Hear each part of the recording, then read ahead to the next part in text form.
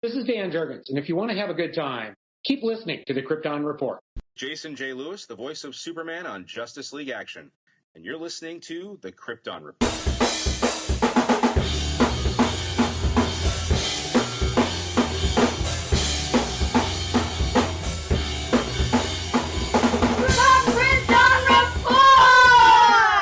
Welcome to the Krypton Report podcast. I am Tyler, the Superman of Blue, the man of tomorrow, and with me today is not that beautiful man in red, the bearded wonder, the man of steel, James Cole. No. I have Logan the Almighty with me today. That's a lot of pressure. Yeah, the comic book knowledge man. Like, I know that I know stuff, right? But this man knows stuff. And he has proved that and will continue to prove that. And that's why I like, having him on. And we've become friends over time. And also, it's like I tell my kids with stuff, be around people who know more than you because it helps you learn and develop. So, Logan, welcome back. That's very kind of you to say. I don't know how much. I mean, I'm happy with what I know. I don't know how much it actually is or how much it's actually worth. He's like, man, yeah, he's like, I got a vast knowledge of comics. You know how that much that comes in handy on my daily, my day-to-day? It doesn't. It's true. That's true. Although we just had our baby shower and it did massive, people knowing that about me did massively come in handy because I don't think my kid has an outfit that he owns yet that is not a superhero costume. Yes. Man, I'll tell you a story. So I bought... Kmart used to have a lot of really good DC, like Batman and Superman baby clothes. Oh, yeah. And they went out of business shortly after the kids. And right as my kids, we decide to get rid of a bunch of their baby clothes and everything.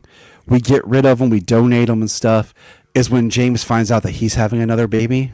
And I was like, dang it, dude, I had so much Superman baby clothes for you. Yeah. And he was like, I'm sorry. I'm like, if you just would have told me like a couple days sooner. Yeah. That's the way it goes. You wouldn't have had to buy anything. But that's life. But today we are discussing the JSA. Logan had mentioned before about the JSA and he had picked out a story that we're going to discuss. And I told him, I was like, you know what? Like, I know the JSA characters, I know, but I've never really done a huge dive into the JSA. And the JSA, the Justice Society of America, or just JS, Justice Society, has always been like a group of heroes that you know, but they're always the past generation. And I always like the Justice Society as kind of being like Earth 2. Like the Justice Society kind of works on the Earth. It's like the golden era Earth or whatever. If it's Earth 2 or Earth whatever was assigned. I was kind of like that idea till, of course, crises after crises after crises that changes that and folded them into the one Earth. Because I like that idea because the whole Power Girl and Supergirl debacle, and then technically the Justice Society really doesn't have a Superman. It's weird. Yeah. So we're going to let Logan take over and talk a little bit about the Justice Society and his love for that. And then we'll go from there. So, this is. I've gotten into something the last couple years where people a lot of times will ask you who's your top 5 favorite superheroes, and the last couple years I've realized that you should really be able to pick teams for that, right? And I think people think of that as cheating, but it's more accurate probably when you think about what your favorites are to say what your top 5 favorite comic books are. And like, I love The Thing is probably my second favorite superhero, but really, the Fantastic Four is my second favorite comic book, right? The JSA I'm in a similar boat with. If I was trying to rank my favorite superheroes, I could probably, try to figure out where to slot 8 JSA members in there or whatever. But really, it's more accurate to say the JSA is in my top 5 favorite superheroes because that. If you let me pick any comic, the JSA is going to be higher on that ranking than probably any individual member is going to be. I go back and forth, and I'll break down just real quick history of The JSA was the original DC superheroes in the 40s. They were the folks. The Superman was on the JSA, the Batman, right? They were in limited capacities in that era because the editors had such territorial ownership of them, just like you would see in the Justice League years later. But that was DC's main continuity. War years ended. The American public kind of turned against violence in media as a reaction to the state that a lot of veterans were in when they got home from World War II. They started to want things that were a lot less kind of violent and tantalizing because of what they had been through, which I think is something that we get mad about Frederick Wertham because Frederick Wertham was such a problem. But I don't think that we as modern people are kind enough to the psychological state that those parents that were making those decisions were in.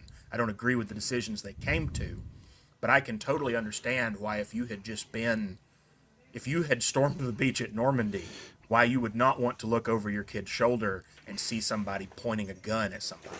Right. You know? And I mean, I agree. It's like, I've recently rewatched all the Scream movies. And Scream 4, there's a line that Dewey has where he says, one generation's tragedy is another's joke. And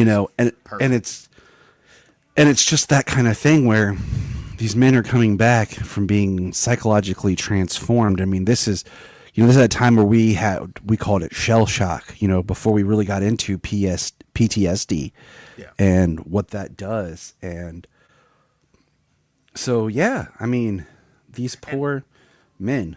And agree. I disagree with the decision that was sort of societally come to.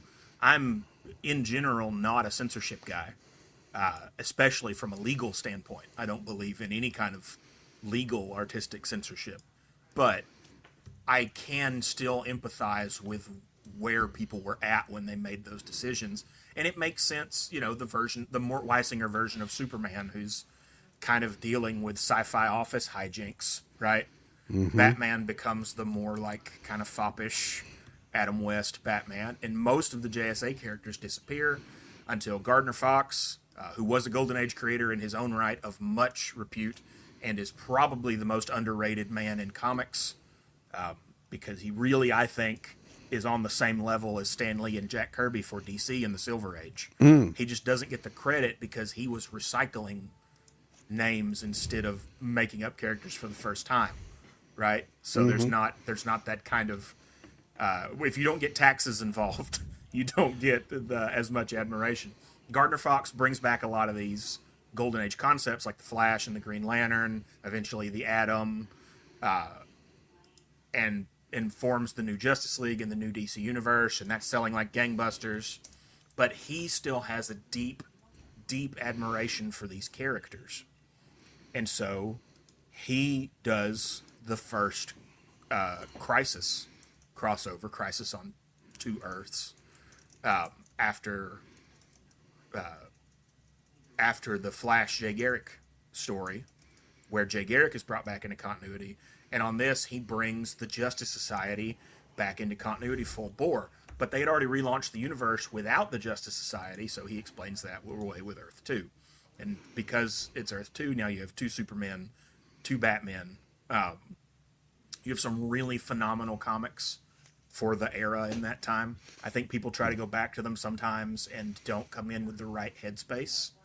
I think if you go back to any issue that is celebrated from the past and you don't get why it's celebrated, you owe it to yourself to read the one before it and the one after it as well.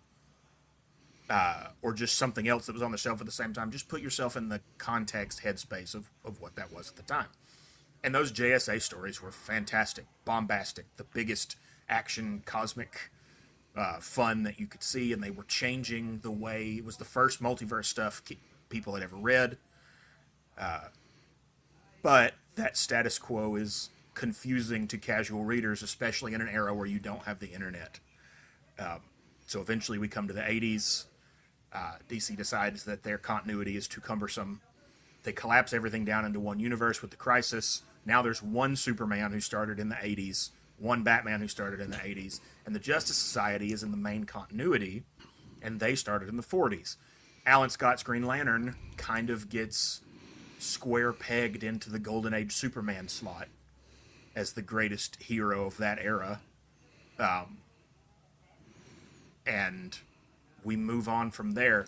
And as a JSA fan, I am conflicted over which one I prefer. The Golden Age Superman, particularly, is my favorite Golden Age hero. Mm-hmm. Probably my favorite version of Superman.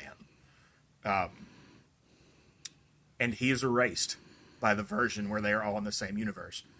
But what it does to the DC universe to have that deep lore running all the way back, not only to the 40s, but when you bring in the Golden Age Hawkman, the Golden Age Dr. Fate, villains like Vandal Savage fighting the JSA, now they have inched that lore back even further to ancient Egypt, ancient cities that we don't even have the names for anymore. You know, it just becomes this incredibly rich setting that you don't have as much if it's two worlds. If it's two worlds, you have this weird offset where it's like, okay, well, how come there were no superheroes before 1986 or current era? Because they always move it up, right? Yeah.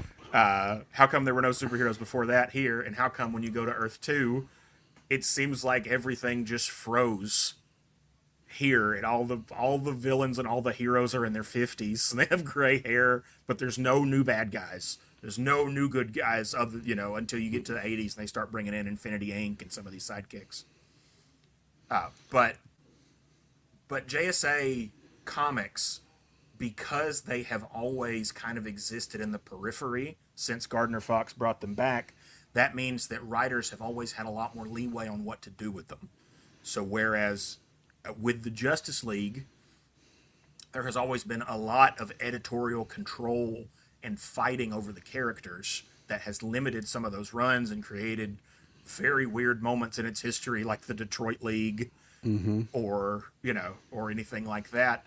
The JSA, barring the New 52 era, and a couple of rough spots in the 90s, has always been largely exempt from that. So you get these really cool stories with these really cool characters that have a retro aesthetic that isn't like anything else that you find on the shelves.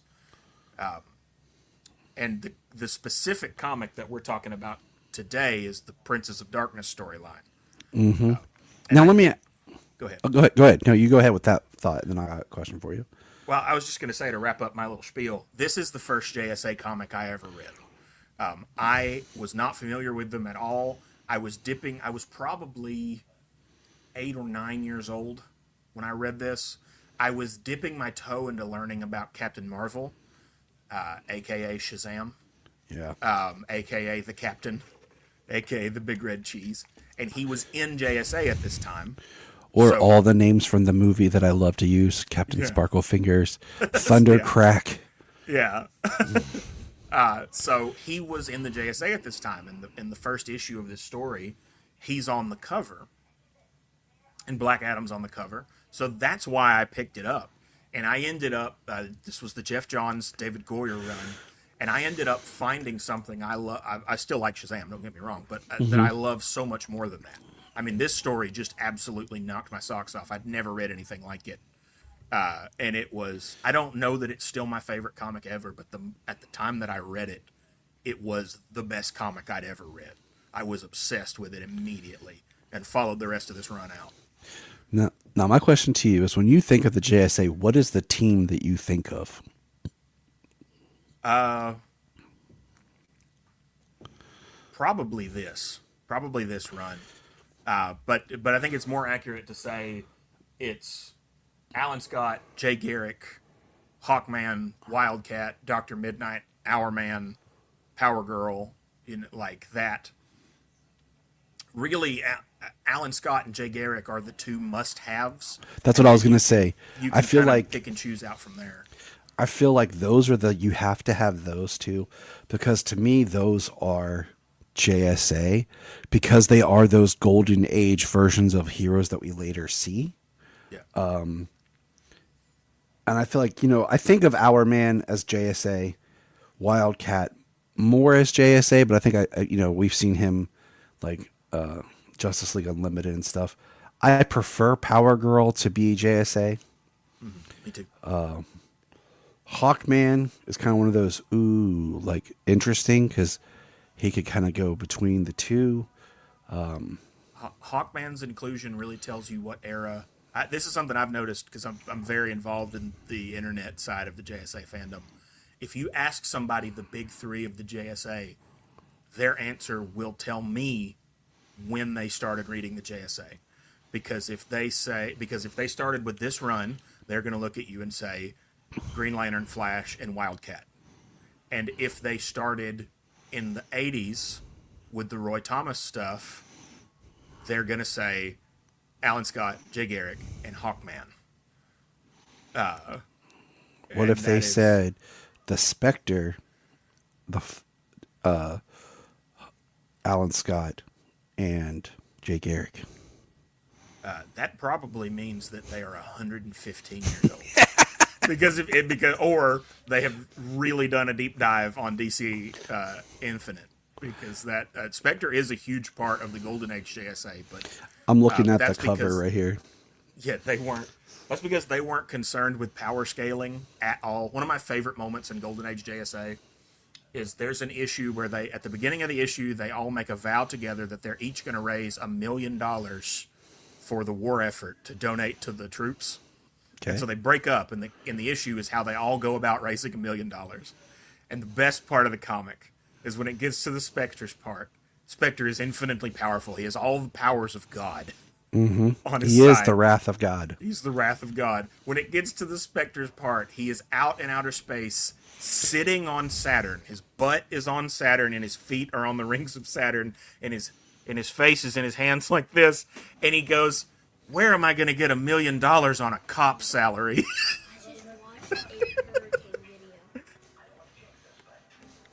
A cop salary?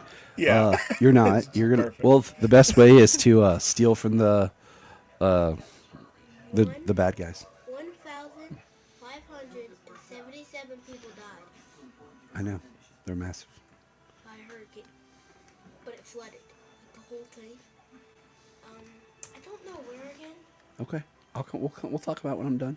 Yeah, it's a hurricane called Katrina.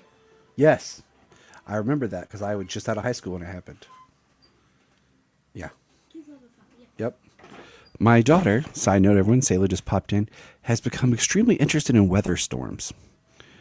Like we watched. Just heard about Hurricane Katrina. I don't know if listeners could pick that up. I could hear it. So she asked me today about difference between tornadoes and hurricanes, and I was telling her because I used to live in areas that were hit by hurricanes. I told her you need to talk to my dad, who was in his house when it was hit by a tornado and was sheltering, covering his mother and sister. And my dad sent me a couple pictures he had of it, and then we watched the video and stuff. So like she's just been really interested and fascinated by these weather storms, and so there's our little moment of Sayla popping in. But Sayla's salient point. You should make it a regular. Yes. I like that. And then you're talking about when errors you'd come on. If you mention Stargirl, you're going to come in the later Jeff Johns error, which before we dive into our book for today, I want to talk to you. Have you watched the Stargirl series? The first season. I have not watched the second season. Everybody loves it but me. I think that is a show where I think it is a great superhero show almost unless you're as big a JSA fan as I am. Mm-hmm. Because everybody else goes, "Oh, you probably love this because the JSA's in it." And I'm like, yeah, their corpses are in it. Like, you turn on the show, and I was excited to see because the tease from the end of the Crisis crossover, it's Stargirl and all the JSA standing there. And then I watched that show, and they're all dead, like, immediately. Yeah, because it's her with the new JSA. Yeah. Is what it is. They should have called it Infinity Inc., and then I would have known how to come in. Well, I mean, they just called it Stargirl, so. Yeah, that's true, yeah. But I think it's in season 3 when Jay Garrick shows up, which was awesome because it was John Wesley Shipp. Yeah. I've heard that a lot more of that stuff comes in as the show goes on. They kind of start unkilling JSA characters, probably because they realized that they were losing people like me. Well, they I think it's one of the best DC shows they did that just nobody.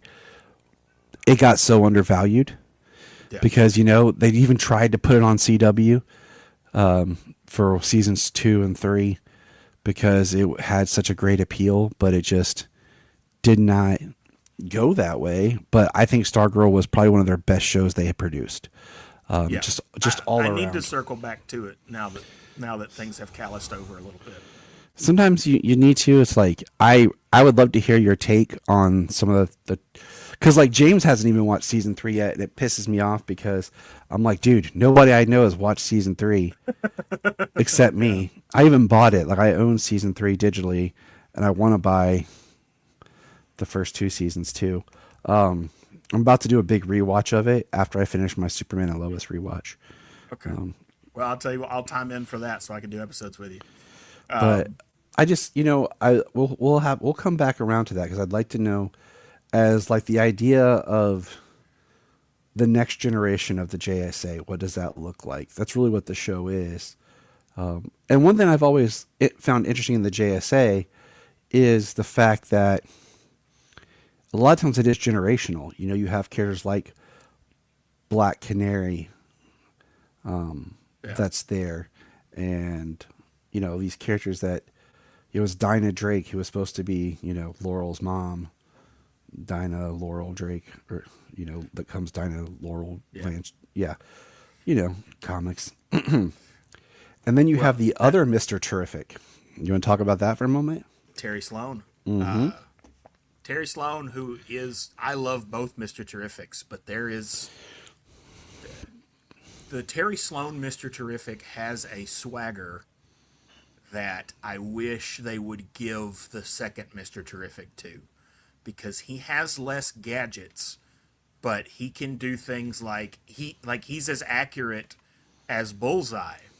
Like there's an issue of JSA where he takes a quarter and throws it into a doomsday machine and has done the math and throws it at just the right trajectory that it hits the cogs in the machine in the right way and stalls the whole thing up.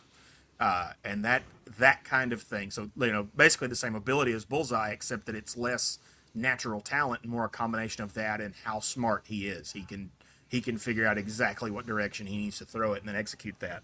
And I've always felt like the Michael Holt Mr. Terrific has suffered from not having that. He could have the gadgets into that and would probably be on the Justice League by now. Like one of them big guys. And I do think he's going that way after Superman anyway. But yeah, Terry Sloan is cool. Well, I mean, one of the worst costumes in the history of comics, but one of the coolest characters. And then, the other thing is there was some JSA members that appeared on Smallville. Mm-hmm. And that to me felt a little odd.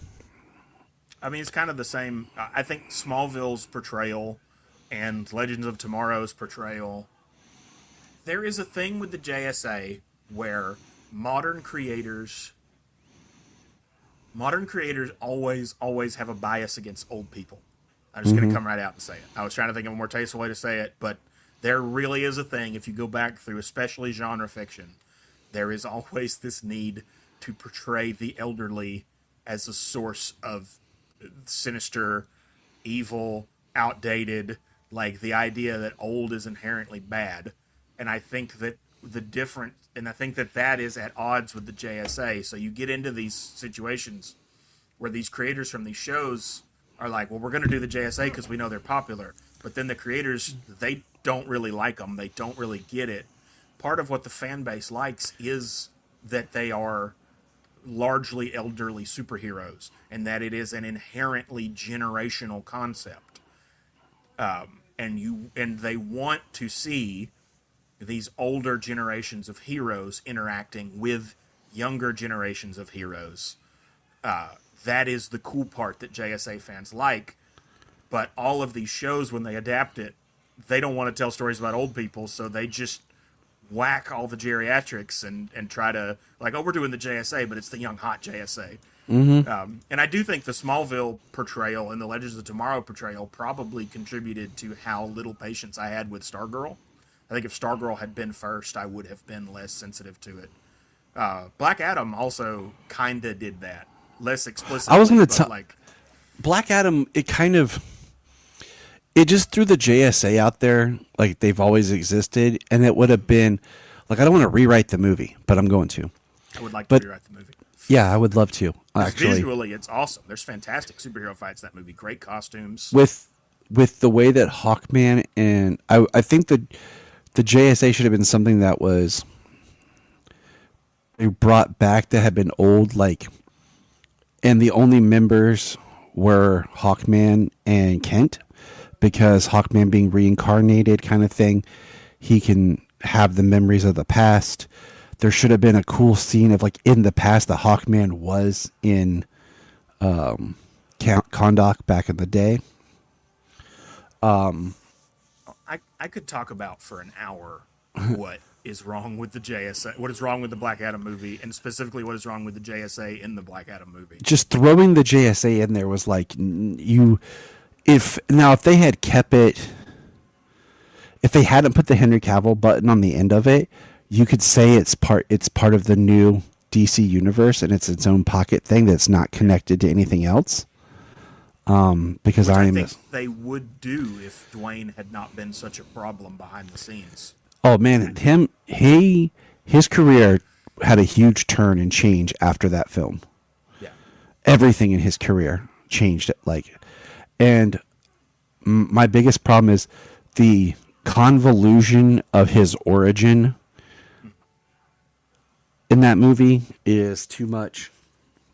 Well, and I know why the JSA is in that movie because that movie is very loosely based on the Black Rain storyline from this JSA run that Princess of Darkness is also in. And in that comic, it is a JSA comic where Black Adam is the antagonist. So that has spun out of 50 some odd issues of buildup. So it makes sense why they are there and why they are dealing with it, instead of other younger superheroes or the government. They literally at the beginning are like, this is one of ours that has gone rogue. Let us step in and deal with it. And it makes sense why Hawkman is taking the charge, because obviously Hawkman in the comics is not a vow against killing superhero. But he's taking the charge specifically because he feels like Adam is tarnishing the JSA's legacy. As we talked about earlier, historically, Hawkman was the first leader of the JSA. Hawkman was to the Golden Age JSA what Captain America is to the Avengers. That has Go ahead. No, I was going to say, and I think you could have done that in the movie and alluded to this history if you had put Hawkman in the past.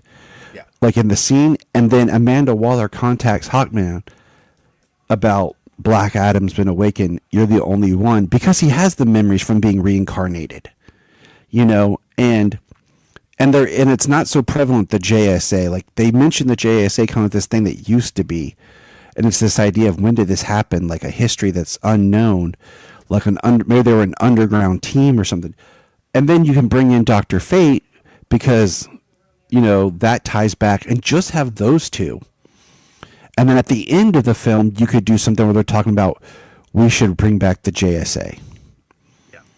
Well, you can tell that there was a real reticence in that movie, just like in the new Superman movie, to get into what Hawkman's origin is.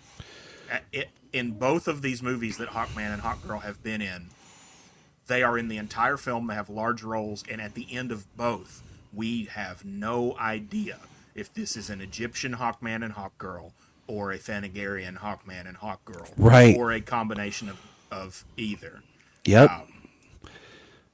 And so, I think that is a big problem with Black Adam.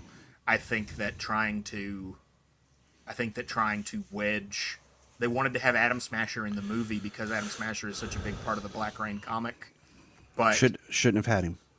Yes, or if he was going to be in the movie, he should have. Because in that comic, he's on Black Adam's side. That movie is like if you only adapted Return of the King and didn't adapt the first Lord of the Rings stories. It's the finale of a big arc from the JSA comic. You just needed to have Hawkman, Dr. Fate versus Black Adam. Yeah. And and it Should have been against Energate, and there should have never been Sabak. Or just older. Well, I can see using some, because you want to have something cosmic for them to fight. Well, Black Adam should have been if I was at the reins, that wouldn't have been a Black Adam movie. It would have been a Justice Society movie, and the villain was Black Adam. But also, if I was at the reins, Black Adam would have been set up in a Shazam movie. I mean, that whole... Yeah, I mean, they tease it in Shazam, but then, Dwayne The Rock Johnson was the problem with that movie. I'm sad to say, that's why I hate movie stars being cast as superheroes when they put themselves above the material and the character.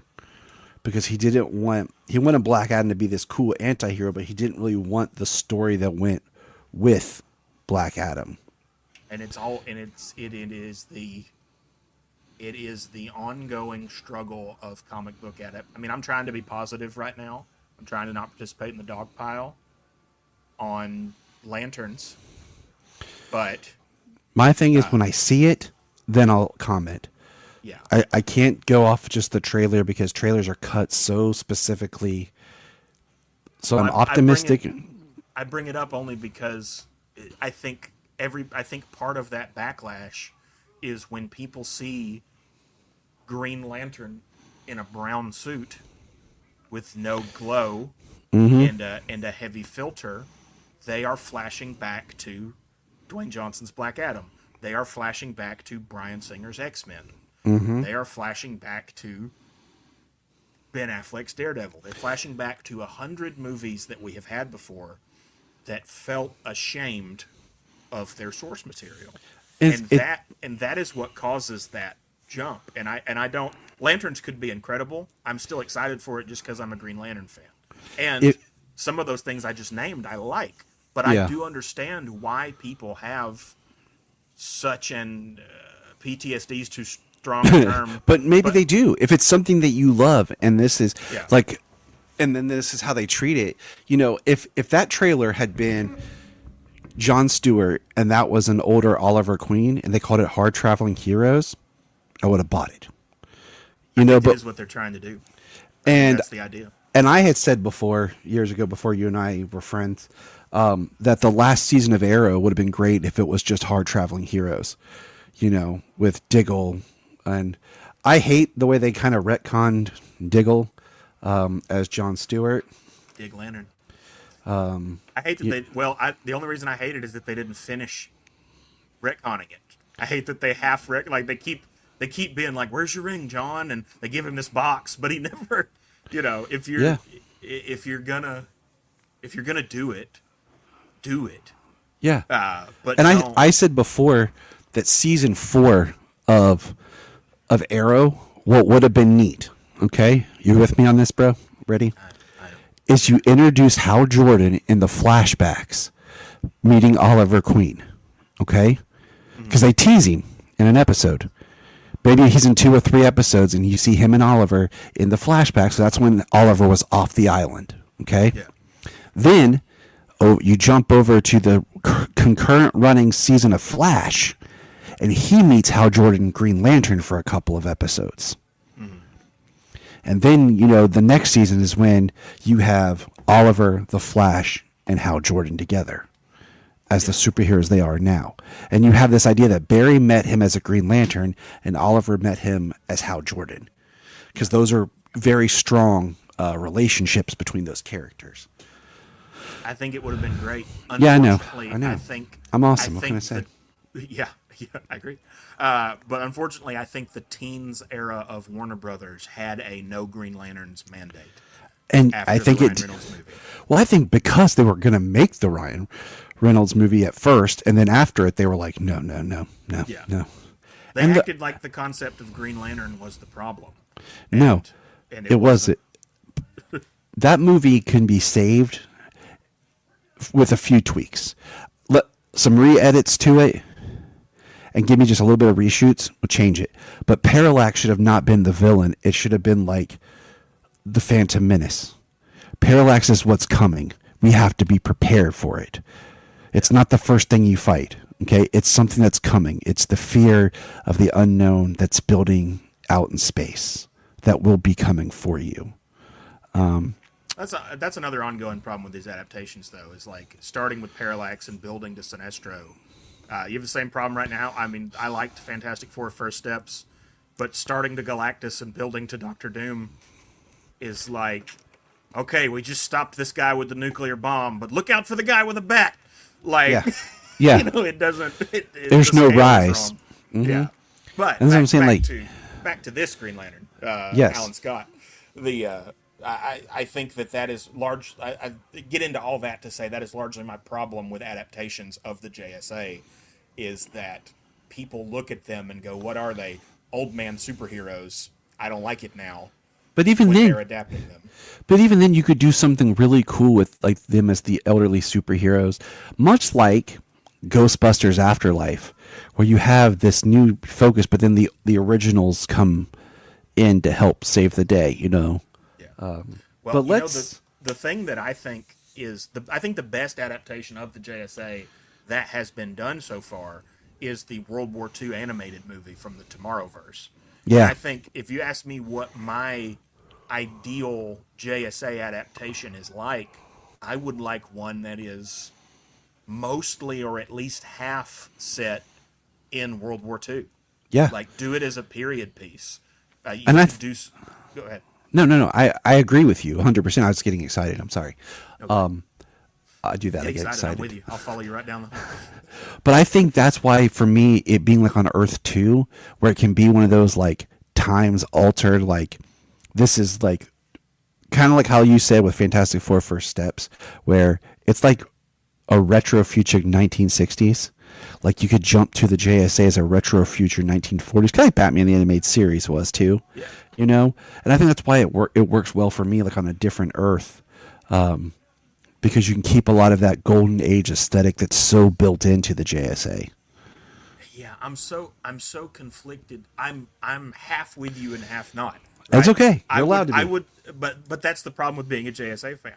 I would love that movie. This sort of like Incredibles aesthetic, kind of alternate world Earth 2. I would love it. I would eat it up. At the same time, the stories of the JSA where they go back to the 40s and they reveal things that have affected the DC universe now, right? Like, how did Hitler die? How did Vandal Savage get into his position of power? How did etc.?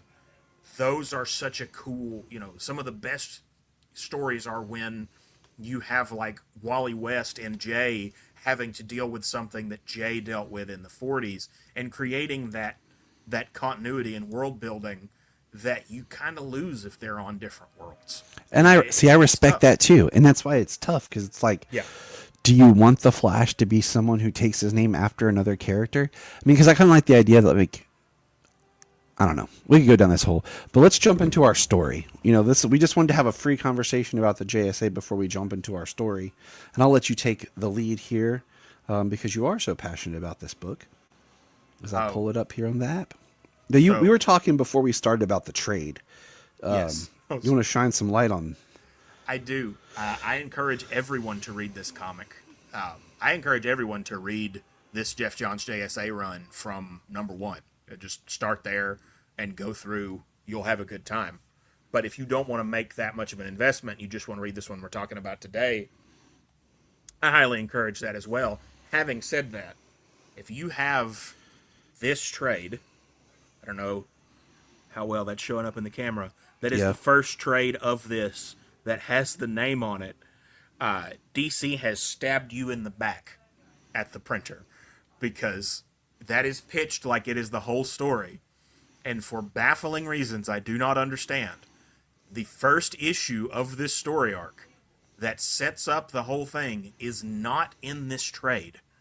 And the last 3 issues that are in this trade, which we should talk about, they're great issues, have nothing to do with the Princes of Darkness storyline. They are 3 standalone issues that I understand chucking in here if you needed somewhere to put them, but not if it means you don't have the first issue of a storyline.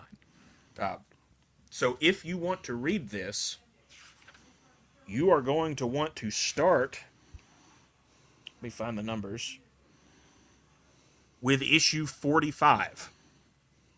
and then go through. This trade says to 55. That's going to get you the last 3 issues. So I guess it's really like 52. You go ahead and read the 3 standalone issues. They're great, but start with issue 45.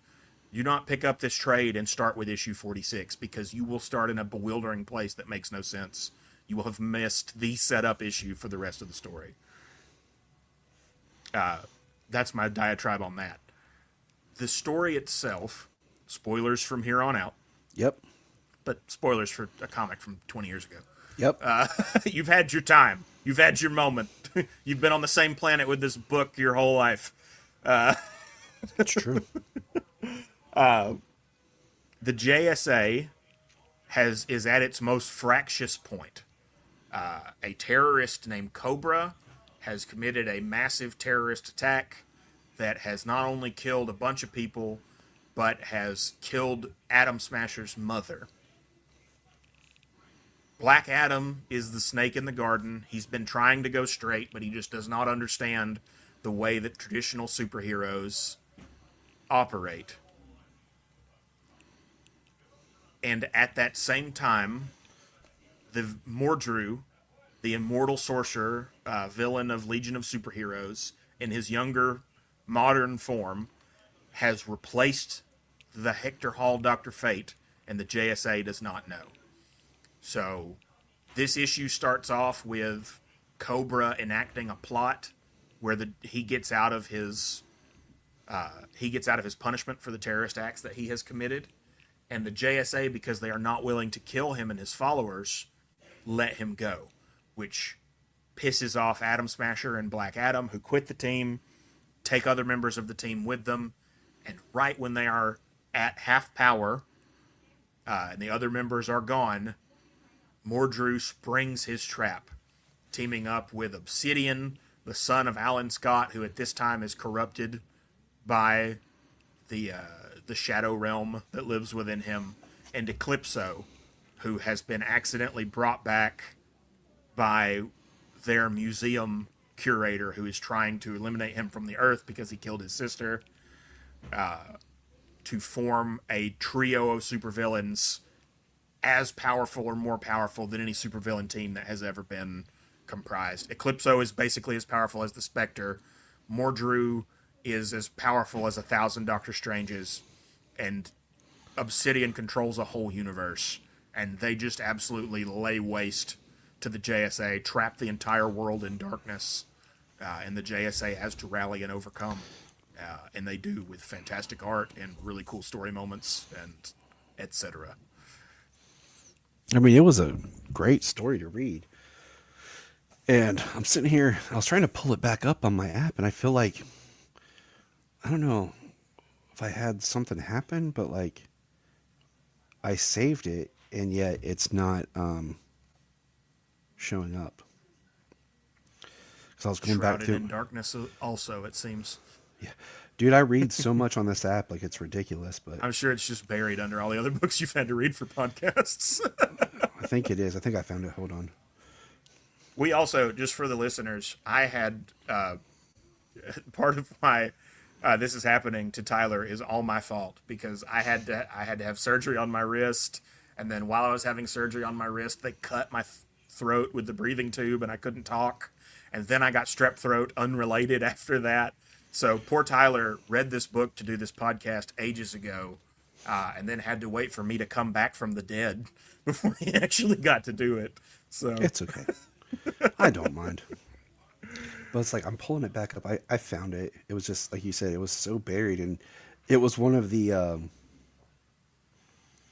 what do you call it? It was one of the issues that it was like the last issue, but didn't have the cover, so I didn't realize it was the issue I was looking for. So, but you know, just so people know, this is JSA 46, March 12th, 2003. So, yeah, it was a really great story. You know, I think Eclipso is a villain that normally he looks goofy as he can be, but is he really awesome and underused? Yeah, I mean, well, he's one of those characters that is at war, and they actually, it's crazy. This comic basically goes through the trouble of redesigning Eclipso into a version that looks cool. And I mean, I can't remember if the full fledged Montez Eclipso actually is on panel by the end of this comic. see, I forgot about Obsidian, like his name being Obsidian. Yeah. Like I was like, oh yeah, there's stuff I forget because, like I said, I haven't read that much Justice League, and I'm not ashamed to admit it. I'm not perfect, people. Okay, there's always more to read, and I'm reading a lot. Like, look, I pay $110 a year for this app. I'm going to read so much. But in this we have Stargirl does appear, but the ones that kind of threw me is Hawk and Dove. Do you consider them like JSA people? I do not, but they were at this time tied in, I believe, through the Sandman comic. Because when Hector Hall, in very convoluted comicness, when Hector Hall was reborn, he was reborn as their child. So he was originally Hawkman and Hawkgirl's child on Earth 2, but is reborn into our universe as Hawk and Dove's child because the Lords of Order bring him back to be their chosen champion, Dr. Fate. And this is my favorite version of Dr. Fate. That sounds very convoluted. If you read through it in this book, I'm not saying it's not, but it is more organic than it is if you try to say it as a sentence. Bro, it's comics, convoluted. Like, James and I had this conversation earlier of how it seems like a comic book writer will make things so convoluted trying to tell a story. But then when they adapt it to like a show or something like that, how much more simpler they boil it down to. Yeah. And you're like, why?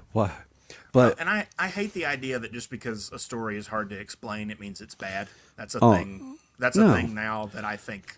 Dude, that's I think that has happened because of our shortened attention spans. That'd be like if you asked me about Game of Thrones. That story's hard to explain. And it's like great. If you really, or you make it like one family spread out over time trying to battle for existence through a world torn. Okay, that's the simple version, Yeah. Well, and I think that's kind of what's happening here. But the short answer is in the 90s, during one of the crossovers where they were trying to get rid of the JSA, Hawk became the villain extant and killed several members of the JSA. And that then tied those characters, Hawk and Dove, particularly Dove in this story, into the JSA as Hector Hall's birth parents, though not his soul parents. Because Hector Hall, like the Hawks, is part of the cycle of reincarnation that his parents are in. Which is forgotten now, because apparently Neil Gaiman, they're going to talk about the sins of Neil Gaiman. This is near the bottom of the list. But apparently the reason that Dr. Fate disappears out of this comic is because Neil Gaiman had used him in Sandman and pitched a hissy fit about anyone using him and his wife again, ever. What a baby. Sorry, this is collaborative fiction. Get collaborative or get out. Yeah. Now, one thing that I really liked in this story is this is where it's revealed to Stargirl that Shazam is really Billy Batson. Oh yeah. And this romance makes people uncomfortable, and I don't think that's fair. I love it. Has a great ending in this story where the elder members of the JSA, who do not realize that Captain Marvel turns back into a kid, pull Captain Marvel aside and confront him about this, and it's a great moment. And because of how the powers of Shazam worked under the Jerry Ordway version of the character, he is incapable as Captain Marvel of revealing his identity to people. So he literally can't tell them the truth.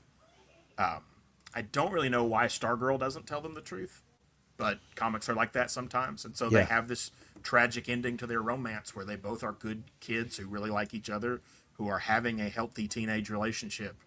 and Captain Marvel has to quit the JSA and leave over this because the whole rest of the team is just disgusted with him. I get why it affects the characters in the comics. I don't understand why fans hate it as much as they do. No, I think it. I mean, as long as it's not like you're seeing her like in any kind of intimate action with the captain, with a grown man, yeah, you know, which I don't think. I don't. Not only do I not think Billy Batson would do it, but even if he wanted to, as soon as he turned into Captain Marvel and had the wisdom of Solomon and etc., that he wouldn't be able to do it. So it doesn't matter. It's not happening. That version of this relationship is not happening. Never happened. Jay Garrick thinks it's happening because Jay Garrick is not informed. That does not make Jay Garrick a bad person. It does not make Billy Batson a bad person. It is, and it is not. And the thing that makes people uncomfortable about it is not happening. So don't worry about it. And I understand. I understand the reticence. People don't want anything that references that side of life. I get it, but yeah, it is what it is. I mean, it's not. Look at Hulkling and Wiccan, right? Hulkling is a big green shape-shifting monster. If he turns into a grown man, as he often does, is that relationship suddenly off the table? Comic book powers are weird. Yeah. You can't. It's one of the fact that Watchmen brought these conversations into comics. I don't think that any of this stuff is an issue if comics just never get into this stuff. And this isn't a comic that's getting into this stuff. So don't. No. It's not Watchmen. The next issue, which should be... Oh, crap. Hold on. Issue 46. No, wait. Dang it. Why did it go back? Why did it do that? My app messes up, but hold on. Because you talked about, does it end with Eclipso getting his upgrade? It does have him. Yeah. And he looks much cooler. And is a much cooler is a version of the character that has all the perks and none of the downsides. And then Jeff Johns gives him a very heartbreaking, very fitting ending for the character that I do understand why, from a writing standpoint, it was a good thing to do. But you just but now you've just gone back to the Goblin Hat version of Eclipso that you had fixed. You'd fixed it. You'd made him a DC character who could be around forever. And this is a much better version of Eclipso. They end up doing the same thing after Identity Crisis with Gene Loring trying to make a version of Eclipso they can keep around again, and that one doesn't work as well as this one. That one doesn't have the tie-in with the history of Eclipso. Like, why Alex Montez is such a perfect modern version of Eclipso is because Eclipso killed his sister, and he takes on the Black Diamond with the intention of creating a prison for Eclipso so he can never come back, underestimates Eclipso's evil power and falls to it. It's a great character arc. Great setup for a villain. And I wish there was more of it. I wish he was in it more. People don't realize, too, Eclipso is the Old Testament Spectre, right? The DC reason why God was meaner in the Old Testament is because Eclipso had the Spectre's job, right? Mm-hmm. And so that is everything the Spectre can do except stand in the sunlight. Eclipso can do. He's a very dangerous villain. Now, do you okay? Because issue 51 is labeled as Princess of Darkness Coda. Do you consider this the official end of this story? Issue 51? I think so. Yeah. You definitely want that in there. Because, sometimes the term coda, people put like after the story, almost like a refrain, a return to. But what I found interesting about this issue is when you have the battle going on and you end up seeing the Legion. Yeah. Which ties into, that Mordru is a Legion villain, right? Like, that's where he originated first. But in the Legion time, he is an old, white-haired, Merlin-looking villain. So this comic is dealing with, I'd say young, he's as old as the universe, right? Mm-hmm. But he is a younger Mordru. He is angrier, he is more wrathful, he is more reckless. And the moment at the end of this where Dr. Fate forces him to see that his destiny, despite his powers and his ambitions, is to become this doddering old fool getting clobbered by teenagers, never reaching the mountaintop, that there is always going to be a good guy who undoes him. And then Mordru just, basically cries, like he just despairs. Is a perfect moment for Dr. Fate, who can see the future. It's a great way to use your hero's powers. Mm-hmm. It's a great way to beat a villain of like you break. Maybe you can't beat this guy if he's all fired up, but if you break his spirit first, then you can do it. And they just nail it. I love that ending. He even uses magic. You talk about mean. He uses magic to bleach Mordru's hair. So Mordru looks like his old man self. And can you imagine how mad you would be if you were fighting somebody and they just knocked your hair gray? Yes. Forever. Yes, I would. Because, like, you see him, he's running, and, he rips off Dr. Fate's helmet, and he's got snakes for his hair, and as he's running, it goes white, and that's when he sees a Legion. But what I think is fascinating, excuse me, is when he gets imprisoned in the Rock of Eternity, you see Nabu and Shazam, as in the wizards. And then you see Hector return, and he takes off the helmet, and he says, the darkness is over, Dad. A new day for everyone begins. And then you have a nice, like, Shazam, Captain Marvel, gotta remember what to call him, and Stargirl talking, and then... And, like, it ends, like, I feel like this is the end of the issue right here, because it's like, Alan Scott says, the legacy of the JSA will never die. Yeah. And then you turn the page, and it's like, there is the line about, we'll find Cobra, we'll bring him down as always, remember. And it feels like, okay, that's the setup. But then you turn the page, and there's this whole little Cobra story that continues the issue. You get Black Adam and Atom Smasher at the end, like you talked about. Which is that tease is the setup for Black Rain, which is the incredible comic that the Black Adam movie is based on and does not use enough of its source material on.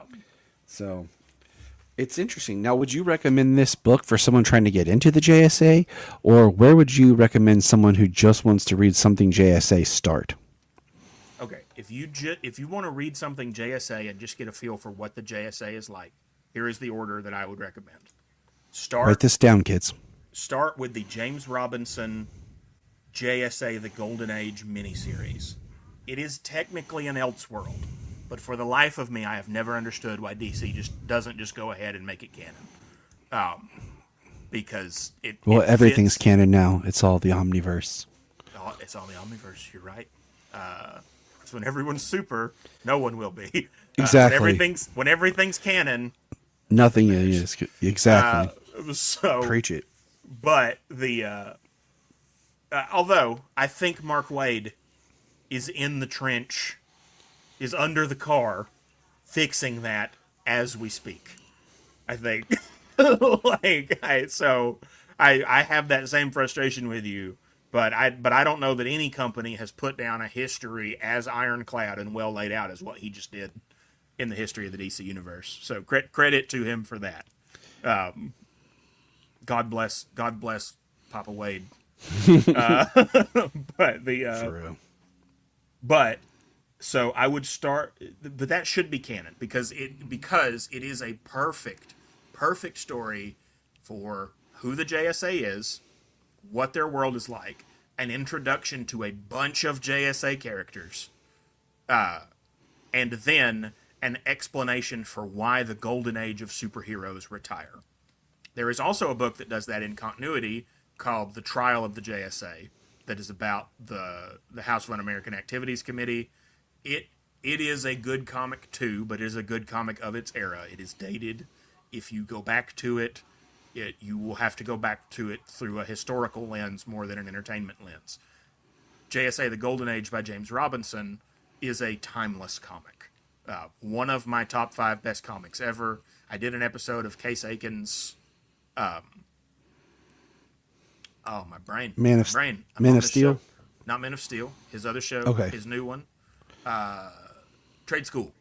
I did an episode of Case Aiken's Trade School where I talked about JSA the Golden Age. You can look up if you want to hear a little bit more. But more than that, you should read it. It's 4 issues, incredible art, incredible story, and will introduce you to these characters. Once you have read that, the first part of this JSA series that we were talking about today is written by James Robinson, who wrote that comic. He's on it for a little bit. Then it becomes James Robinson and David Goyer. Then the torch is passed to David Goyer and Jeff Johns, and then it becomes just Jeff Johns.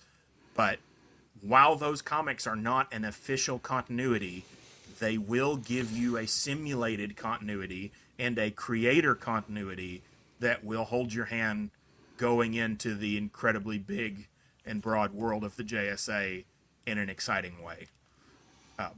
So that is my recommendation. And once you have read that, you can go back and read the Roy Thomas stuff, and look at it with a historical eye, and you will have a good time, and so on and so forth. But if you want to be a JSA fan, that's my recommended reading order. JSA the Golden Age, then the entire, I think it's 60-something issue run of JSA by Jeff Johns. Then that got relaunched with 1 year later after Infinite Crisis as Justice Society of America, but it's really the same run continued.